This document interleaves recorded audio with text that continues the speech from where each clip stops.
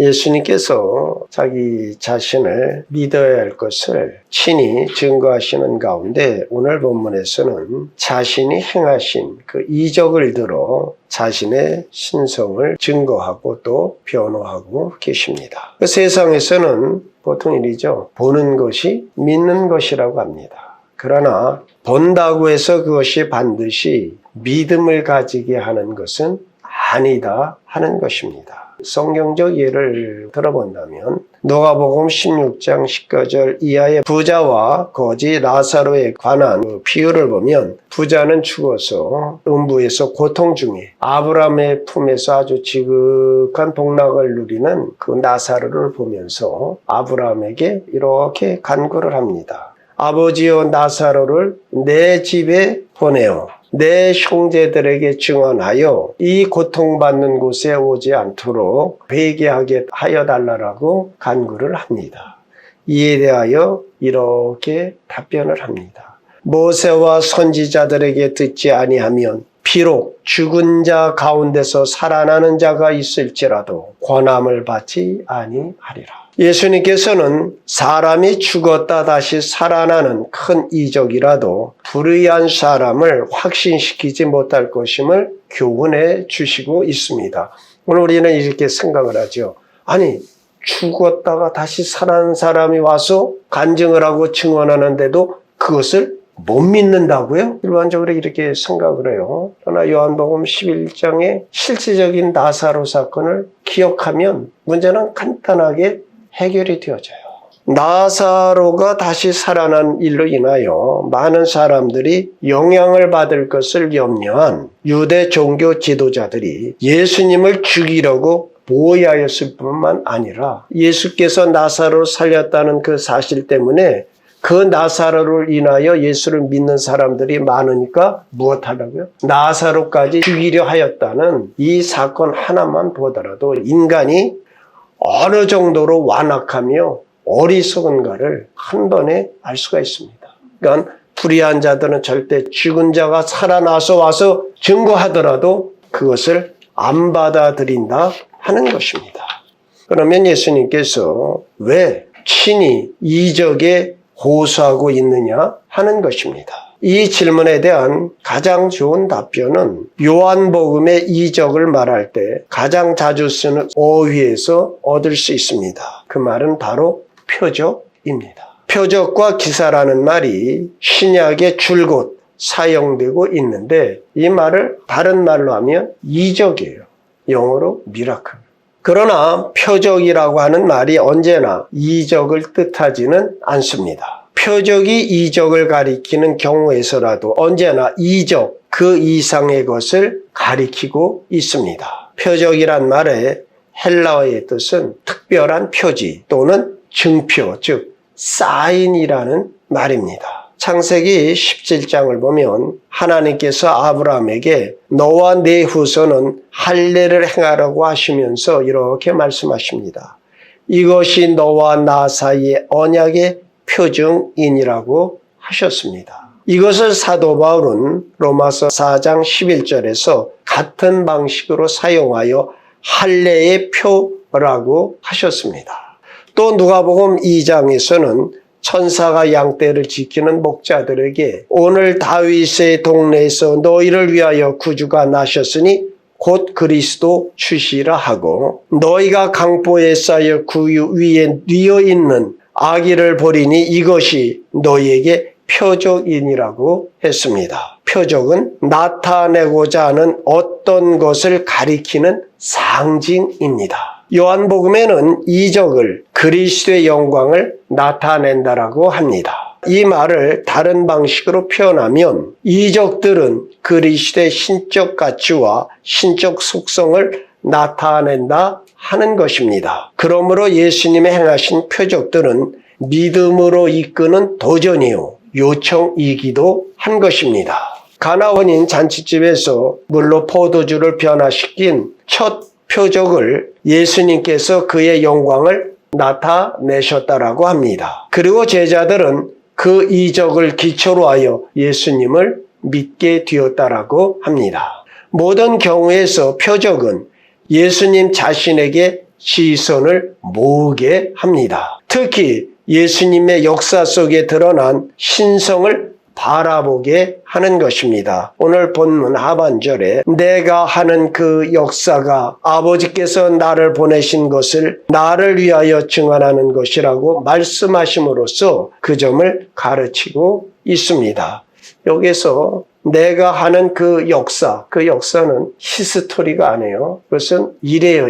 워크예요. 그러니까 오늘 우리로 말하면 사역. 그러니까 예수님께서 어떤 것을 이적을 행하셨다 이 말이에요. 우리 신자들은 예수님의 이름을 달고 다닌다는 것을 항시 기억해야 됩니다. 그래서 사도 바울은 이것을 말했죠. 너희는 그리스도의 편지라. 똑같은 말이에요. 그러니까 복음서에서는 예수님이 친히 우리를 너희는 산 위의 동네다. 그러니까 산 위의 동네는 감춰질 수 없다는 것이죠. 나는 예수의 이름을 달고 다니는 이름표예요. 그러니까 우리가 악을 행하고 예수 믿는다면서 남을 사기치고 그러면 예수님의 얼굴을 먹칠하는 거예요.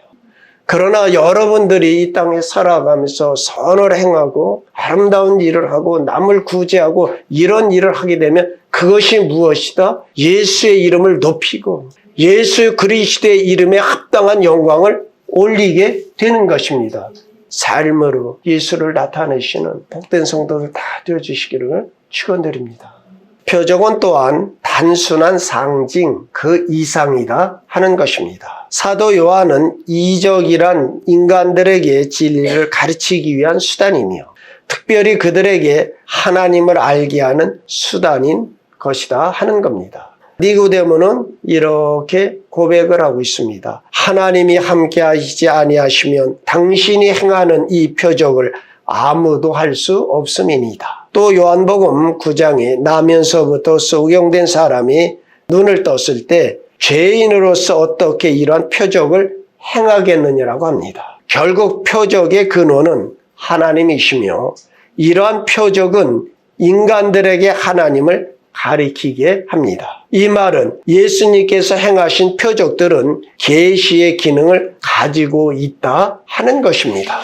더 나아가 예수 그리스도의 말씀과 행하심은 서로 연관되어 있습니다. 요한복음 14장 10절의 말씀을 보면 말씀과 일, 즉 행하심이라는 말이 상호 교대적인 개념으로 사용되어지고 있습니다.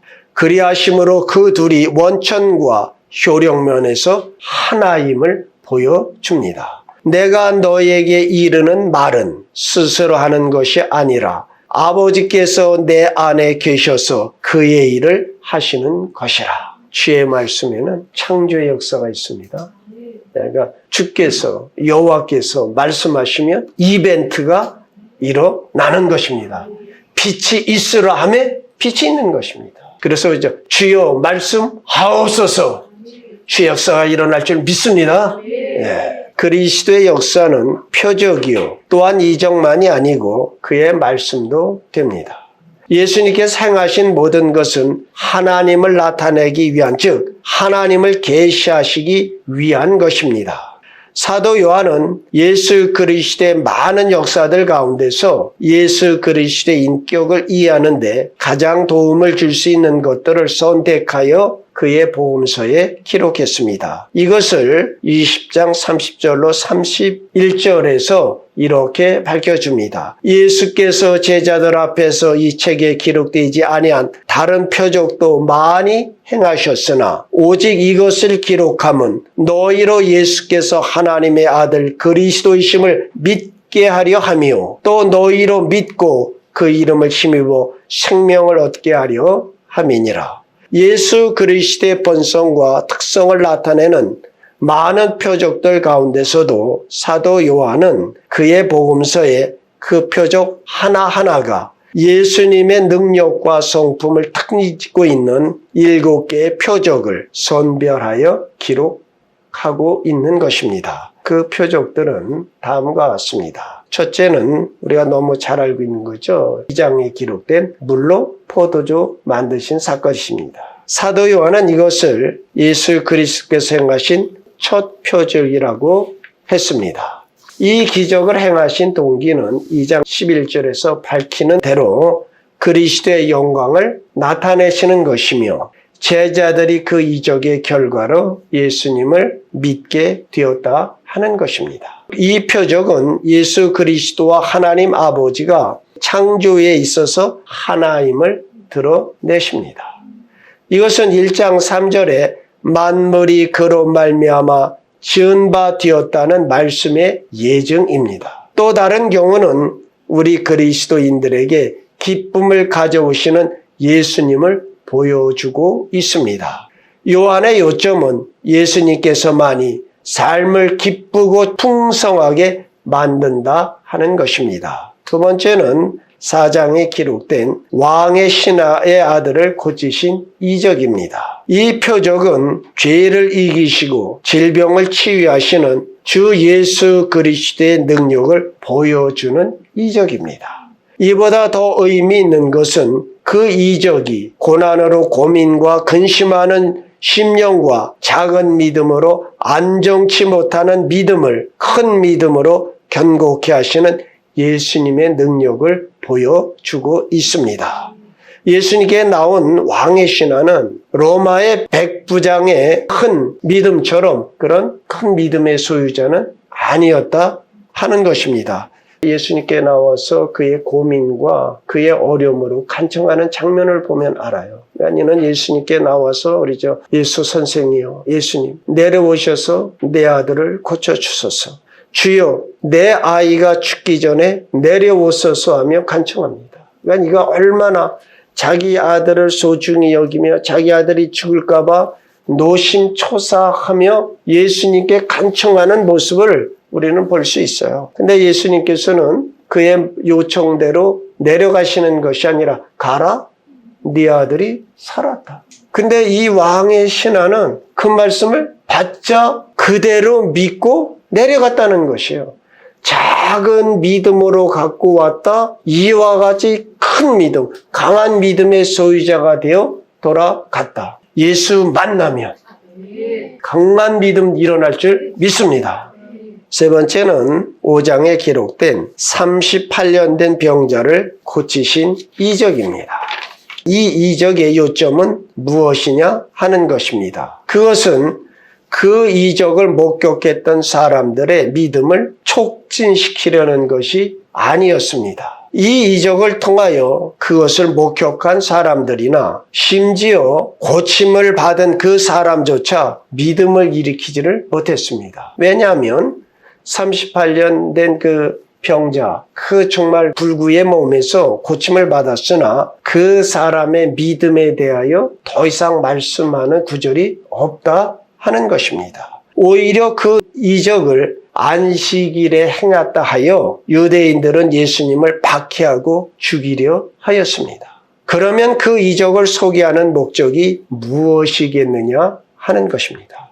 그것은 우리가 영적으로는 그 38년 된 병자와 같은 불능자들이다 하는 것입니다. 우리는 죄를 범하였고 우리가 그 죄로 인하여 그리스도를 찾을 영적 능력을 잃어버렸습니다. 영적 무능자들이 되어 예수님을 알 수도 믿을 수도 없는 영적 소경이요 절름발이요 사지가 마비가 되었을 때 예수께서 우리에게 오사 우리를 구원하시고 죄의 속박에서 우리를 자유케 하셨습니다. 이 이적은 하나님의 큰 은혜의 주이심을 나타내 줍니다. 네 번째는 6장에 기록된 5,000명을 먹이신 이적입니다. 예수님께서는 보리떡 5개와 물고기 2마리로 5,000명을 먹이십니다. 요점은 예수님께서 떡의 양을 그렇게 늘릴 수 있다는 데 있는 것이 아니라 예수님께서는 영혼의 굶주림을 만족시킬 수 있다 하는 것입니다. 6장 35절에 예수께서 나는 생명의 떡이니 내게 오는 자는 결코 줄이지 아니할 것이요 나를 믿는 자는 영원히 목마르지 아니하리라고 하셨습니다. 여러분의 궁핍이 어떤 것인가는 예수 안에서는 문제가 되지 않습니다. 내 인생길에서 아무도 나를 이해해 주지 않고 아무도 나를 돌보지 않는다라고 나는 외톨이라고 느낄 때가 있습니다. 그러나 예수님께서는 항시 여러분을 돌보시고 이해해 주고 계십니다.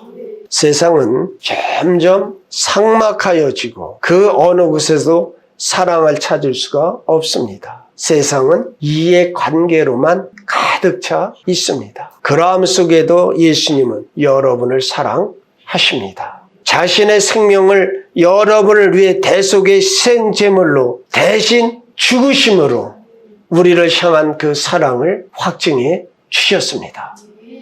또한 여러분은 삶의 방향과 의미를 찾지 못해서 갈급해지는 않느냐 하는 것입니다. 예수님께서는 여러분의 삶을 위한 계획을 가지고 계십니다.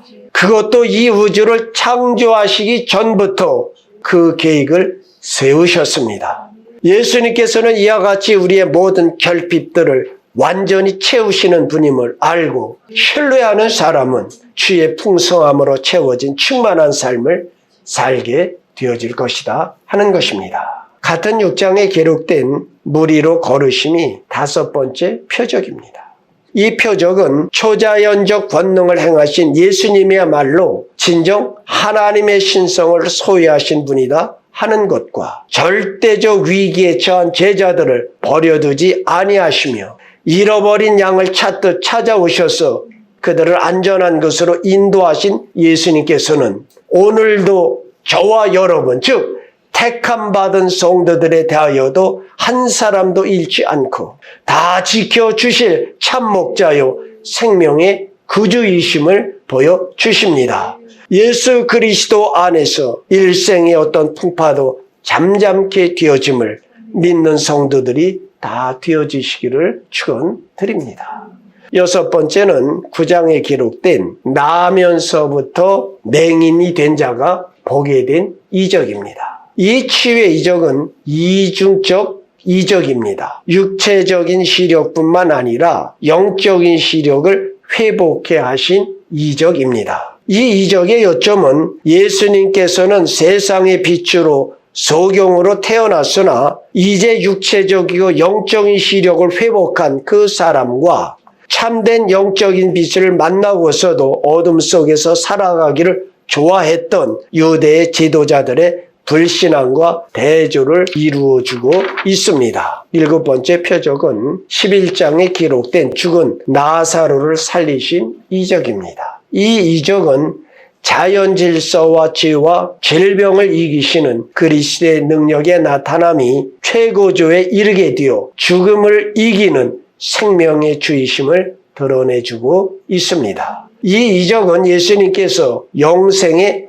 원천이심을 우리에게 보여주십니다. 여기 이 땅에서 지금이라도 영생을 누릴 수 있음을 증거하고 계십니다. 요한복음의 나사로가 살아나는 일을 표적으로 말씀하고 있는 것은 의미가 깊다 하겠습니다. 예수님의 영광의 최고조로 나타나는 이 사건은 사람들 가운데 많은 사람들이 예수님을 믿게 하였습니다. 반면에 유대 지도자들 편에서는 어떤 수단을 동원하여서라도 예수님을 죽여야 하는 미움과 증오가 최고조를 일으켰다 하는 것입니다.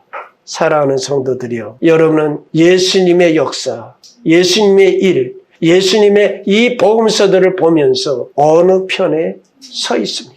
우리는 사도 요한이 이적을 왜 표적이라고 하였는지 그 답을 이해하게 되었습니다. 그 답은 부정적인 측면에서 초자연적인 것 그 자체만으로는 그 초자연적인 일을 행하신 자의 신적 기원을 증거하지 못한다 하는 것입니다. 귀신들마저 그럴듯하게 그러한 이적적인 일을 행할 수 있습니다. 이적의 가치는 그 본질에 있습니다. 다시 말하면 그 이적이 하나님 아버지와 주 예수 그리스도에 대하여 무엇인가를 나타낸다는 데 있습니다. 이것이 긍정적인 측면에서의 답변입니다. 요한복음의 표적들이 믿음을 전제하였거나 믿음을 수반하여 일어난 것이 아닙니다. 그 표적들은 믿음을 위하여 일어났습니다. 믿음을 일으키고 강하게 하기 위하여 주어진 것입니다. 곧 예수님께서 하나님의 아들 그리스도이심을 믿게 하려 주어진 것입니다.